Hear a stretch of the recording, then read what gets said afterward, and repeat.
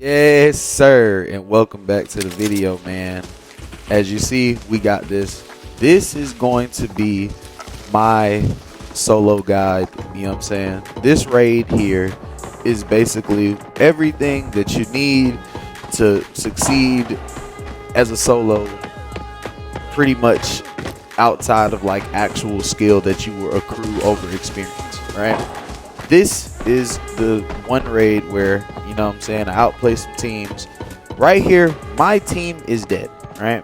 So from basically right off the rip, I am by myself. You're going to see how playing patient, but not passive, patiently, taking your time to assess the situation and making smart decisions can help increase your chances and success as a solo player.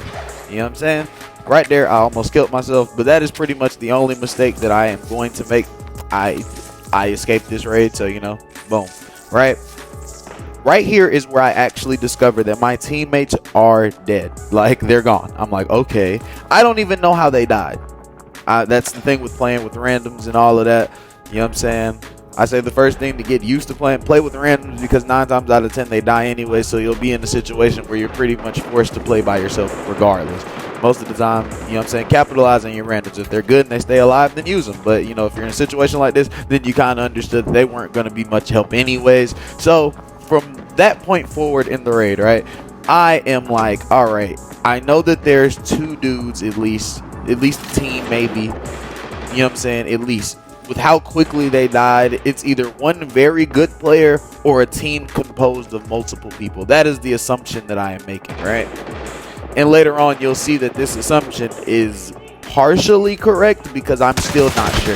This guy, due to the lack of awareness that he had when entering, and also the lack of a teammate to immediately come, you'll see that I look around like, you know, I'm waiting for the visuals. I'm also listening for audio, maybe slow footsteps for a teammate that isn't as confident. None of that actually occurs. So I'm still on my toes, because the way that my teammates kind of disappeared. And if you actually notice, when the video came on, one of my teammates was pretty well equipped with like some heavy armor and things of that nature. I just doubt that the dude that walked in and didn't even have the awareness to check the angles or anything like that, I doubt that he was the one to do it. That was my assumption, right?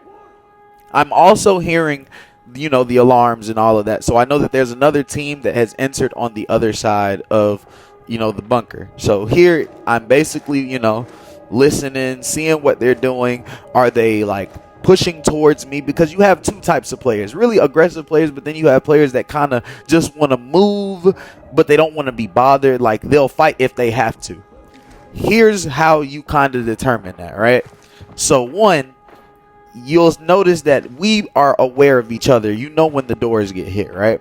So if you immediately enter your door and you hear the team taking position to like hit, then you can kind of guess that they're aggressive players. Right here, because I'm going to move in and I am now moving from where I can monitor this area due to lack of teammates, I close the door so that if someone enters on this side, I have an audio cue.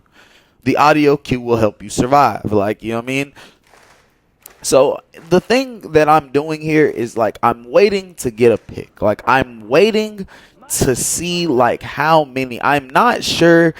I heard a lot of shooting, right, when it came to this. And because I'm a solo and my goal is to actually survive, and the goal is to like actually show you how you should play, not just play for clips, you'll see that I'm actually taking my time. I'm listening, and I'm really trying to get a good overall sense of the situation.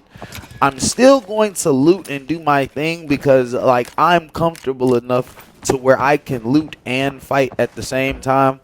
You know, that's just how you maximize loot. I have a video coming with how to maximize loot, but I really just want people to kind of understand the fundamentals that go into a solo playstyle. Like, I'm looting, I'm moving, and I'm checking my corners. I'm aware that they're there, and I'm not just gonna run over to their side, because I'm still not too much sure if they're aware that I'm there. So I'm gonna sit there, I'm gonna take my time, I'm going to clear the side of the building that I'm on, and I'm going to loot as I go. If I hear things, then, you know what I'm saying, or if I hear people approaching, then I will take. But until then, at this point, there is no need. I'm gonna get my stuff. You see, I find a nice little red item, stuff it in my case or whatever.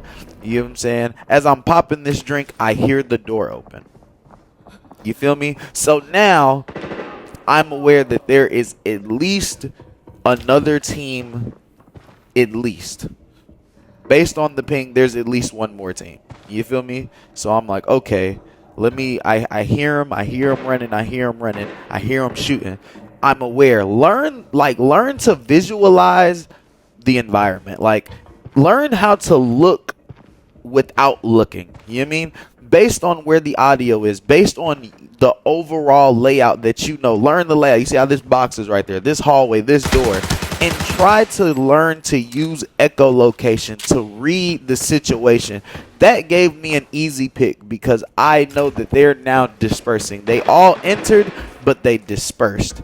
I quickly dispatched this guy and then moved for a rotation. I wasn't comfortable taking that because, again, I am not sure. I always play giving my enemies the respect that they could be like the top players or very good players. So I'm playing to acknowledge them as such.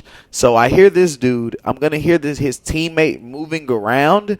And these two guys are the people that killed my teammates. You're going to see how I know this later.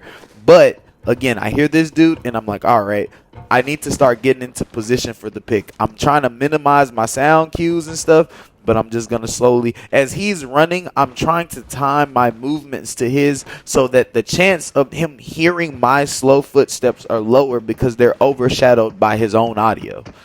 It works because this dude is not aware of me at all. I hit him, boom. I'm like, oh, I just dropped the big guy, right? Cool. I move. After I check the area, everything's good. I get the loot. This is the dude I killed in the hallway. Nothing much, for real. I'm like, all right, no, whatever. I take anything I can get. He was a little juiced on purples and stuff like that, so I'm going to take those. Cool. Pop me another little drink because I'm dehydrated.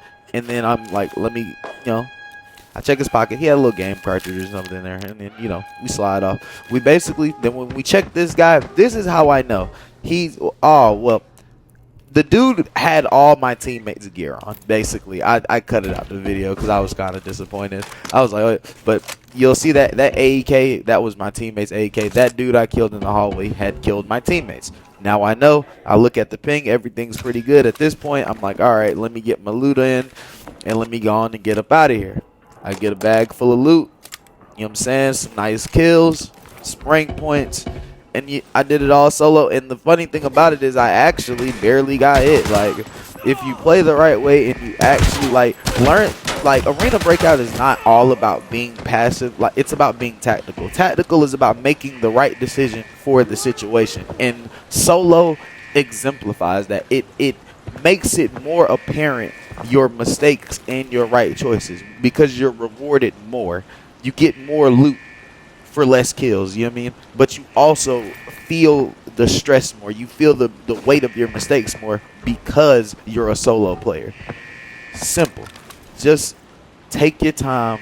Really learn to assess the situation and move at a pace that is comfortable for you. But don't be so caught up and afraid of the solo pressure that you just can't make any moves. You know what I'm saying? Make your next move your best move. But a move is better than no move at all. You miss every shot that you don't take. You feel me? If you get scared and then you just consign yourself to death, then that raid is already lost. Lock in and just go forward. And you know what I'm saying? You walk away with the fat loots. You know what I'm saying? I really hope that this guide helps, you know what I'm saying, at least jumpstart your solo journey or at least increase your success rate because these rules can still be applied if you play in teams and things of that nature. It's not like a one size. It's just like a general template type of thing. So, you know what I'm saying? I hope you enjoyed the video. If you liked the video, make sure you leave, drop a like, comment, and I'm going to catch you guys in the next one. Peace out.